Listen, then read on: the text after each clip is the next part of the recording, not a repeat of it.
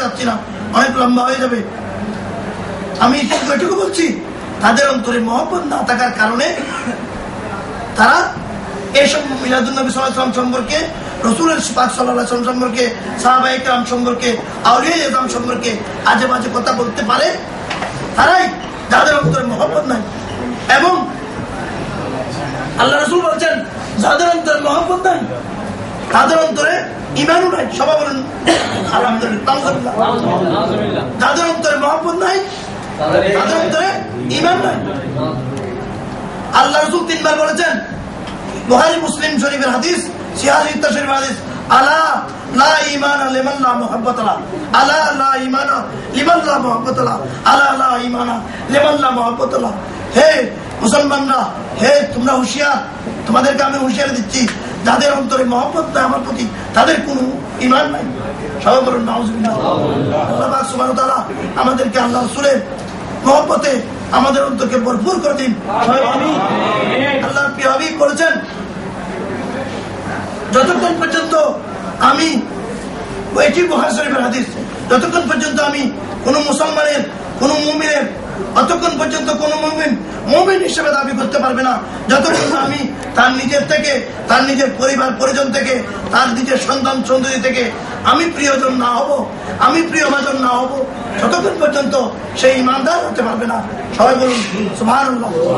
তাহলে সকলকে তাহাদের মনে রয়েছে মুহাব্বতে রাসূল, হুব্বে রাসূল। যতক্ষণ, এই জন্য আল্লাহ পাক সুবহানাহু ওয়া তাআলা বলেছেন, ইন কুনতুম তুহিব্বুনাল্লাহ, যদি তোমরা আল্লাহকে ভালোবাসার দাবি করো। সবাই বলে, নাসারা বলে আমরা আল্লাহকে ভালোবাসি, ইহুদিরা বলে আমরা আল্লাহকে ভালোবাসি, কিন্তু নবীর মহব্বত, নবীর কলমা পড়ে না। তখন আল্লাহ রাসূলের কাছে আল্লাহ পাক সুবহানাহু ওয়া তাআলা ওহী নাযিল করে দিলেন যে তাদের ভালোবাসার, আল্লাহর ভালোবাসার দাবি মিথ্যা। কেননা হে নবী আপনি বলে দিন, যদি তারা এই হে কাফের, হে নাসারা, হে ইহুদি, তোমরা যদি প্রকৃত অর্থে আল্লাহকে মহব্বত করে থাকো, মহব্বতের দাবি করে থাকো, আল্লাহ পাক বলছে, তাহলে তোমরা আমার অনুসরণ করো। অনুসরণের প্রথম ধাপ হলো মহব্বত। আল্লাহ রাসূলকে সাহাবায়ে কেরামরা কত মহব্বত করতেন। আমি একটি মাত্র উদাহরণ দিই। আমি হযরত আবু বকর সিদ্দিক রাদিয়াল্লাহু আনহু এবং হযরত আলীকে নিয়ে মুসলমানের দুই ভাগ বিভক্ত। মুসলমানের দুই ভাগ না, যত ভাগ হয়েছে এই দুইজনের মাধ্যমে, দুইজনকে কেন্দ্র করে হয়েছে। অথচ দুইজনেই আল্লাহ রাসূলকে মহব্বত সর্বাপেক্ষা বেশি করতেন। আমরা আল্লাহ দরবারে শুকরিয়া আদায় করি, আমরা হযরত আবু বকর সিদ্দিককে মানি, হযরত উমর ফারুক আজমকে মানি, হযরত উসমান ইবনে নুরাইনকে মানি, হযরত আলীকেও মানি। কিন্তু মনে রাখবেন, যারা সবাইকে মানে তারা আহলে সুন্নাত ওয়াল জামাতের অধিকারী। যারা হযরত আলীকে গালি দেয় আর হযরত আবু বকর এবং হযরত উমরকে মহব্বতের দাবি করে, তারা ওহাবি। একটি আমি পরিচিতি দিচ্ছি, আপনারা খেয়াল রাখবেন। যারা হযরত আবু বকর এবং হযরত উমরের অনুসারী মহব্বতের দাবি করে পক্ষান্তরে হযরত আলীকে গালি দেয়, তারা হলো ওহাবি। আর যারা হযরত আলীকে মহব্বতের দাবি করে হযরত উমর এবং হযরত আবু বকর এবং হযরত উমরকে গালি দেয়, তারা হলো শিয়া। আর যারা সবাইকে বন্ধু বলে, সবার দোষ ত্রুটি তালাশ করে, তারা হলো জামাতি এবং লামুজাহাবি। চিন্তা অসুবিধা হবে? যাদের বইতে, যাদের লেখনীতে কোন সাহাবায়ে কেরামের সমালোচনা শুনবেন, মনে করবেন তারা জামাতি এবং লামুজাহাবি। তারা কোনো মাযহাব মানে না, তারা লামুজাহাবি, তারা জামাতি, তারা মুতাদিবাদী। তারা সাহাবায়ে কেরামদের সমালোচনা করবে, নবীদের সমালোচনা করবে, ওলিদের সমালোচনা করবে। আর যারা হযরত আলীর মহব্বতে বুক সাপ্লাই বুক পাঠাবেন, কিন্তু হযরত নাউযুবিল্লাহ হযরত আবু বকরকে গালি দিবে, তারা হবে শিয়া। আর যারা হযরত আলীকে গালি দিবে, পক্ষান্তরে সমালোচনা করবে, আলিয়া কেরামের সমালোচনা করবে, তারা হলো ওহাবি। আর আহলে সুন্নাত ওয়াল জামাতের আপনারা এত সৌভাগ্যবান, আর কিছু থাকুক না থাকুক, অন্তরে ঈমানটা আছে। এটা হলো বড় নিয়ামত। অন্তরের ঈমান কেউ চুরি করতে পারবে না। এখন অন্তরের ঈমান চুরি করার জন্য লাল দাড়ি, নীল দাড়ি, বেলদান করিয়া, বড় বাগড়ি নিয়া, বড় হুজুররা টিভির মধ্যে খাড়া আছে। আর আমরাও মাশাআল্লাহ এখন টিভি ছাড়া কোনো রুম নাই, কোনো ঘর নাই। অন্তত পক্ষে আমি তো ওয়াজ দিতে পারতেছি না, আমার ঘরে টিভি চাললে ওয়াজ শুরু হয়, এই ওয়াজটা একটু শুনি। বড় মোল্লা, হ্যাঁ বড় মোল্লা ওয়াজ করতেছে ঈদে মিলাদুন্নবী বেদাত। প্রত্যেক ঈদের আমাদের সালাম ভাই বলেছেন প্রত্যেক ঈদের নামাজ আছে, তোমরা যে ঈদে মিলাদুন্নবী করো ঈদে মিলাদুন্নবীর নামাজ নাই কেন? হ্যাঁ, তাহলে শয়তানদের মনে কত বড় বড় কত আদিবাসী প্রশ্ন থাকবে। আল্লাহ পাক সুবহানাহু ওয়া তাআলার রহমতের বদৌলতে, হুজুর পাক সাল্লাল্লাহু আলাইহি ওয়াসাল্লামের করুণার বদৌলতে সুন্নি উলামায়ে কেরামরা সেই যত সব প্রশ্ন আসবে সব প্রশ্নের জবাব দেবে, কারণ এটি কোরআনে আছে। কোরআনে আল্লাহ পাক সুবহানাহু ওয়া তাআলা হযরত ঈসা আলাইহিস সালামের উম্মতদের জন্য যে খানা নাযিল করেছিল, এটি কোরআনে আমাদের ইমাম সাহেব কোথায় উনি তেলাওয়াত করেছিলেন। হ্যাঁ, সূরা মাইদার মধ্যে, সূরা মাইদার মধ্যে উনি নামাজের মধ্যে তেলাওয়াত করেছেন, রব্বানা আতিনা নাযিল আলাইনা মাইদাতাম মিনাস সামাই তাকুনু লানা ঈদান লিআউলিনা। ঈদ শব্দ পবিত্র কোরআনে আছে।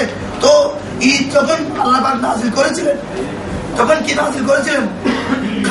খানা নাযিল করেছিলেন। এই খানার পরে আল্লাহ পাক সুবহানাহু ওয়া তাআলা নামাজ পড়ার জন্য নির্দেশ দেন নাই। নামাজের শুকরিয়াতে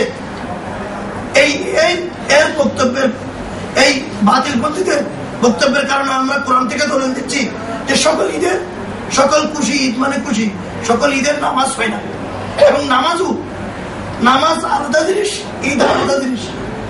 ঈদ মুসলমানদের ঈদ উল ফিতর, ঈদ উল আজহা আছে, এটি আলাদা জিনিস। ঈদের নামাজ এটা আলাদা জিনিস।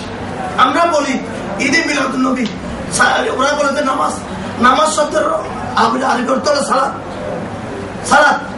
নামাজ শব্দের আরবি অর্থ কি? সালাত। আর দরুদ শরীফের আরবি অর্থ সালাত। দরুদ শরীফ, নামাজকে নামাজ এই জন্য বলা হয়, নামাজের মধ্যে দরুদ শরীফ আছে। সুবহানাল্লাহ। আমরা ঈদে মিলাদুন্নবী মাহফিলে দরুদ শরীফ পড়ি কি পড়ি না? এটি আমাদের জন্য সালাত। সবাই বলুন সুবহানাল্লাহ। আমাদের সালাম ভাই শুনতে পারলেন? এটি আমাদের জন্য সালাত। নামাজ পৃথিবীতে, নামাজ ইসলামের কোথায় আছে আমাকে দেখান। আমি কিয়ামত পর্যন্ত বাতিল পন্থী আলেমদের ছেড়ে দিলাম। মুসলমানদের জন্য নামাজ তো আমি কোনো শব্দ নাই। কোরআন কিতাবে আমরা নামাজ পাই নাই, আমরা সালাত পাইছি। সালাতের ফার্সি শব্দ অনুবাদ করেছেন নামাজ, কিন্তু নামাজ কোন কোরআন হাদিসের মধ্যে নামাজ নাই, আছে সালাত। এজন্য আল্লাহ প্রিয় হাবিব সাল্লাল্লাহু আলাইহি ওয়াসাল্লাম বলেছেন, সাহাবী এসে জিজ্ঞাসা করলেন, ইয়া রাসূলুল্লাহ, আমি আপনাকে বেশি ভালোবাসি। বলে তার প্রমাণ কি? আল্লাহ রাসূল বলছেন, তুমি যে আমাকে ভালোবাসো তার প্রমাণ কি? বলে, ইয়া রাসূলুল্লাহ, আমি আমার সমস্ত ইবাদতকে 4 ভাগে ভাগ করেছি। আমার পুরো জিন্দেগি, পুরো দিনের 24 ঘন্টার মধ্যে আমি 4 ভাগে ভাগ করি। 1 ভাগ আপনার উপর দরুদ শরীফ পড়ি। সাহাবায়ে কেরাম বলছেন, বুখারী মুসলিম শরীফের হাদিস, পৃথিবীর কেউ অস্বীকার করতে পারবে না। আল্লাহ রাসূল বলছেন কি, তুমি খুব ভালো কাজ করেছো, যদি আরো বেশি করো তোমার জন্য আরো ভালো। সবাই বলেন সুবহানাল্লাহ। বলে যে তুমি খুব ভালো কাজ করেছো, তুমি যদি আরো বেশি পড়ো তোমার জন্য আরো ভালো। তখন সাহাবী বললেন, হে আল্লাহর রাসূল, আমি আমার সমস্ত জিন্দেগির সমস্ত দিনের অর্ধেক অংশ আপনার উপর দরুদ শরীফ পড়বো। সবাই সুবহানাল্লাহ। নারে তাকবীর, নারে রিসালাত, নারে গাউস। হে সাহাবী, তুমি খুব ভালো কাজ করবে, তুমি যদি আরো বেশি পড়ো আরো ভালো। সাহাবাই বললেন, হে রাসূল, আমি আমার সমস্ত কাজ, সমস্ত অবসর সময় যা পাই, সমস্ত যা ইবাদত করি, ওই ইবাদতের মধ্যে 4 ভাগের 3 ভাগ আপনার উপর দরুদ শরীফ পড়বো। সুবহানাল্লাহ। এটি বুখারী মুসলিম শরীফের হাদিস। আল্লাহ রাসূল বলেন, খুব ভালো কথা, ওয়াইন চিন্তা খায়রুল্লাহ, তুমি যদি আরো বেশি পড়ো আরো ভালো।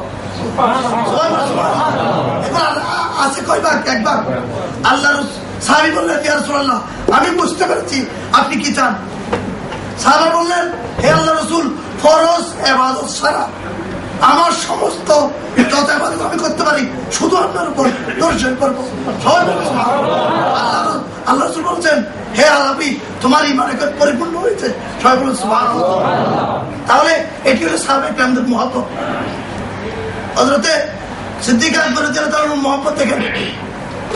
তিনি যাচ্ছিলেন আল্লাহ রাসূলের, তিনি হিজরত করতেছিলেন, সমগ্র এই গর্তগুলো বন্ধ করে দেওয়া হয়েছে, কিন্তু একটি গর্তে বন্ধ করতে পারে নাই, তার কাপড় চোপড়, পরনের কাপড় চোপড় সব শেষ হয়ে গেছে, সতর খুলতে পারতেছেন না। আল্লাহ রসুল হযরতে সিদ্দিক আকবরের প্রাণের উপর আরাম করতেছিলেন, কিন্তু সাপ একটা 4000 বছর থেকে আল্লাহ রসুলকে দেখার জন্য ভাগ হয়ে গেছে। সুবহানাল্লাহ। পুরো সাপ মৃত্যু হয়ে গেছে, মৃত্যুর কাছাকাছি চলে আসছে। আজকে তিনি এক নবীর ওয়াজ থেকে শুনতেছিল যে আল্লাহ নবী আসবে। আমি কিছুক্ষণ আগে বলছিলাম, সকল নবীরা তাদের উম্মতকে ওয়াজ করেছিল, শুধু নবী আমি না থাকলে আমি তোমাদেরকে ওয়াজ করে যাচ্ছি, আমার পরে একজন নবী আসবেন, তিনি আল্লাহর হাবিব, তিনি মুহাম্মদ রাসূলুল্লাহ, তার উপর তোমরা ঈমান আনবে। আমি চলে গেলে, আমি থাকলে তো আমি তো তোমাদেরকে নিয়ে ঈমান আনবো, আমি চলে গেলে তোমরা ঈমান আনবা। এই ওয়াজ করে করে সকল নবীর দায়িত্ব ছিল আল্লাহ রাসূলের রিসালাত বর্ণনা করা। সবাই বলুন সুবহানাল্লাহ। সকল নবী